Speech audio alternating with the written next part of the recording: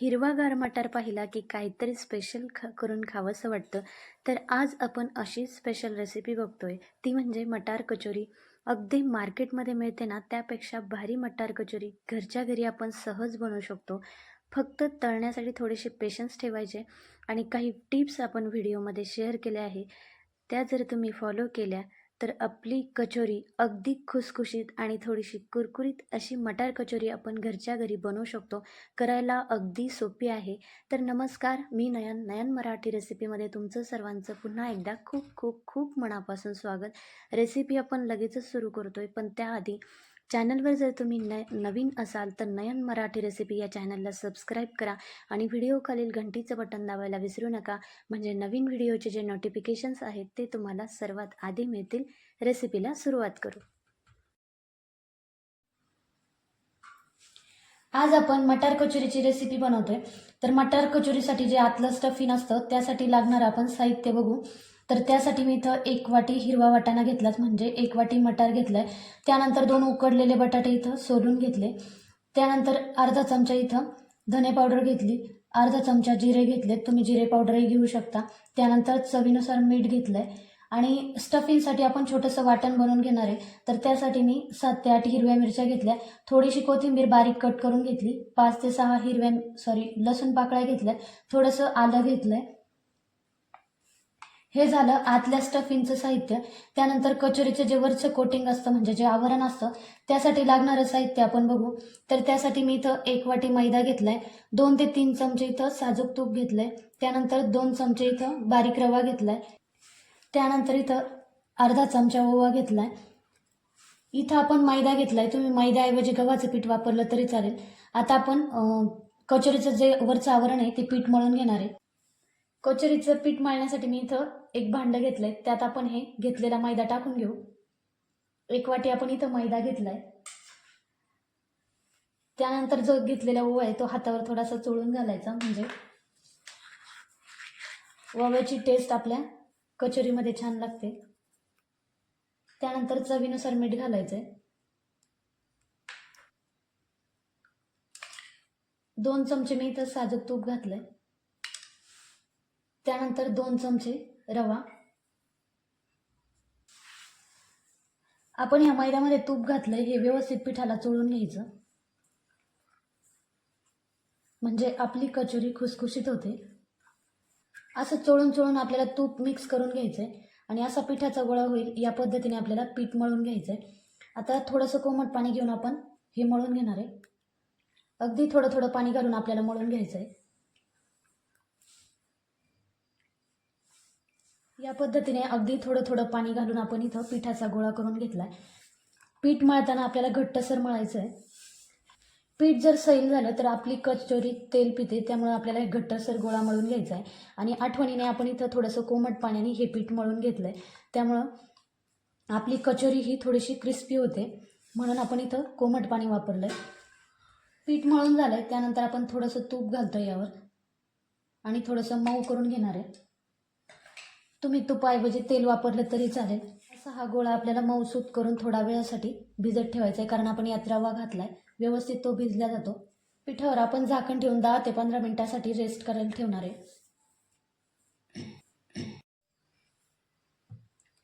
पीठ आपलं भिजतंय तोपर्यंत आपण मटार उकळून घेऊ. त्यासाठी मी पाणी खळखळ असं गरम करून घेतलं आणि 5 मिनिटासाठी आपण हे छान उकळून घेणार आहे, म्हणजे आपले मटार आहेत ते छान शिजले जातील. मटार आपण उकळून घेतोय, पण उकळत असताना आपल्याला पातेल्यावर झाकण ठेवायचं नाही. झाकण न ठेवता जर आपण उकळून घेतला तर आपला वाटाणा हिरवागार राहतो, म्हणून आपण याच्यावर झाकण ठेवणार नाहीये.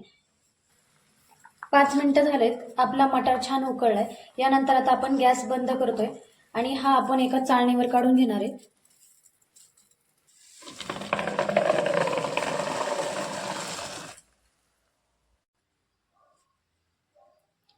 मटार आपण चाळणीवर ओतून घेतलाय, म्हणजे तो लवकर थंड होतो आणि त्यातलं पाणी पूर्णपणे निथळून जातं, म्हणजे आपलं सारण खूप ओलसर असं होत नाही. त्यामुळे आता हा मटार थंड होतोय तोपर्यंत आपण जे स्टफिंगचं वाटण आहे ते करून घेऊ. आपण 5 ते 6 हिरव्या मिरच्या घेतल्या,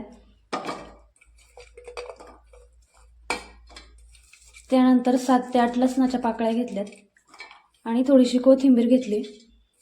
तुम्हाला जर बडीशेप आवडत असेल तर बडीशेप यात टाकू शकता. त्यानंतर जिरे घेतले. आता हे आपण मिक्सरला बारीक करून घेणार आहे. थोडंसं जाडसर असं आपलं मिरची लसणाचं वाटण तयार झालंय. मिरची लसणाचा ठेचा आपण तयार करून घेतलाय. त्यानंतर त्याच भांड्यामध्ये आपण जे मटार आपण उकळून घेतले होते ते आपण मिक्सरला थोडेसे रफली असे बारीक करून घेणार आहे. तुम्ही स्मॅशरनेही बारीक करू शकता, पण मी इथं थोडंसं मिक्सरच्या पल्स मोडवर हे थोडेसे फिरून घेणार आहे. मटार आपण थोडासा रवाळा असा मिक्सरला बारीक करून घेतलाय. यानंतर आपण स्टफिंग करणार आहे. कचोरीचं स्टफिंग बनवण्यासाठी मी इथं एक कढई गरम करायला ठेवली. कढई गरम झाली, त्यात आपण तेल घालतोय.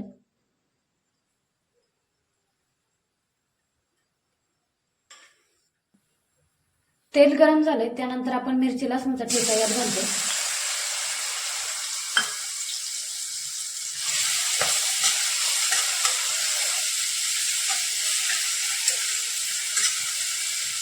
हिंग आणि अर्धा चमचा हळद आपण यात घालतोय. त्यानंतर धने पावडर,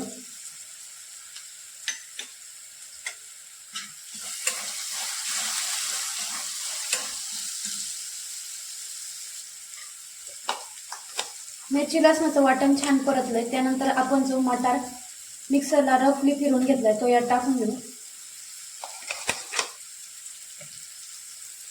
मटार 2 मिनिटांसाठी आपण परतवून घेतला. त्यानंतर 2 उकडलेले बटाटे आपण यात कुस्करून घेऊ.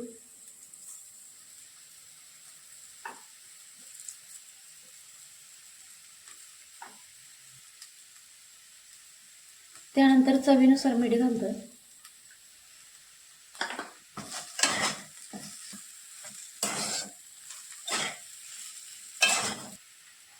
दोन मिनिटांसाठी आपलं हे मिश्रण परतवून झालंय. आता आपण गॅस बंद करतोय आणि हे मिश्रण आपलं कचोरीसाठी तयार झालंय. कचोरीचं मिश्रण आपलं तयार झालंय आणि पीठही आपलं छान भिजलंय. परत एकदा आपण थोडासा तेलाचा हात घेऊन हे पीठ मळून घ्यायचंय.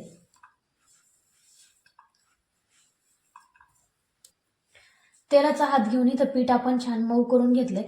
त्यानंतर या पिठाचे आपण छोटे छोटे गोळे करून घेणार आहे, अगदी पेढ्याच्या आकाराचे.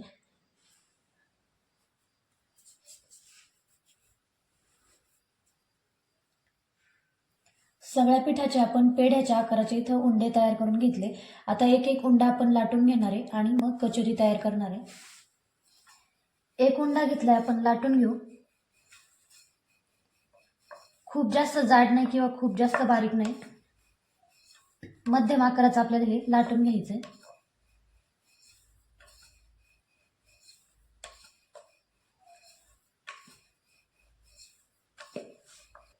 एवढ्या आकाराची आपण पारी लाटून घेतली. थिकनेस तुम्ही बघू शकता. याच पद्धतीने आपण पारी लाटून घ्यायची. त्यानंतर आपण आता यात स्टफिंग भरून घेऊ.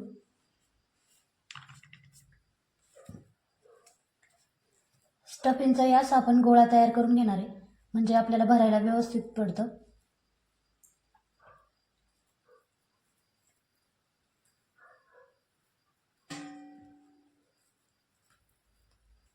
सारण आत दाबत दाबत आपल्याला हा उंडा तयार करून घ्यायचा आहे.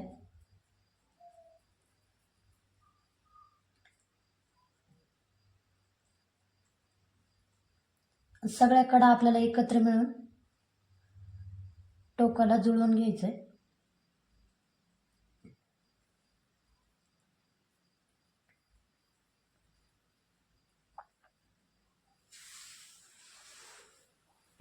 कडा व्यवस्थित बंद करायच्या, नाही तर तेलात आपलं सारण बाहेर येतं.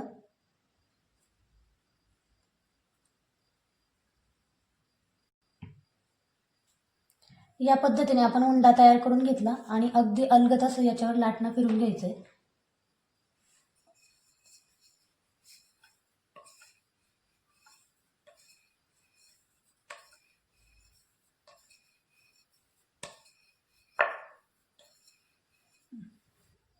अशी आपली कचोरी तयार झाली.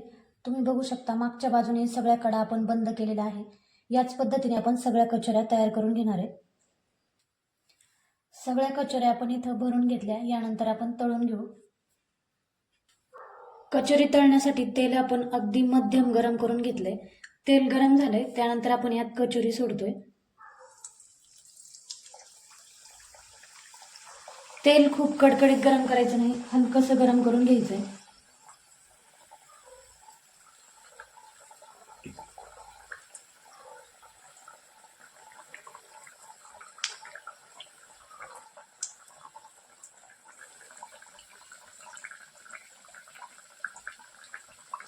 कचोरी तळत असताना आपल्याला गॅसची फ्लेम अगदीच लो ठेवायची. कचोरी असो किंवा समोसा असो, आपण अगदी मंद गॅसवर ही तळतो, कारण खूप जास्त मोठ्या गॅसवर जर तळली तर ती वरच्यावर तळल्या जाते आणि नंतर ती चिवट होते, कुरकुरीत होत नाही. त्यामुळे अगदी गॅसच्या कमी फ्लेमवर आपल्याला ही तळून घ्यायची आहे. कचोरी टाकल्यापासून इथं आपल्याला 1 मिनिट झालाय. त्यानंतर आपण उलटवून घेतोय. कचोरीवरचे बुडबुडे बऱ्यापैकी कमी झालेत आणि हलक्याशा तांबूस रंगावर 7 ते 8 मिनिटांनंतर आपल्या कचोऱ्या छान तळून झाल्यात. आता आपण तेलातून काढून घेऊ. या प्रकारे आपल्या कचोऱ्या तळून झाल्या. बाकीच्याही कचोऱ्या आपण अशाच पद्धतीने तळून घेणार आहे. सगळ्या कचोऱ्या आपण तळून घेतल्यात. अगदी खुसखुशीत अशी ही मटार कचोरी तयार होते. तर एकदा नक्की ट्राय करा आणि आवडल्यास एक लाईक करायला विसरू नका. पुन्हा भेटूया अशाच एका नवीन रेसिपीसोबत. तोपर्यंत बाय बाय.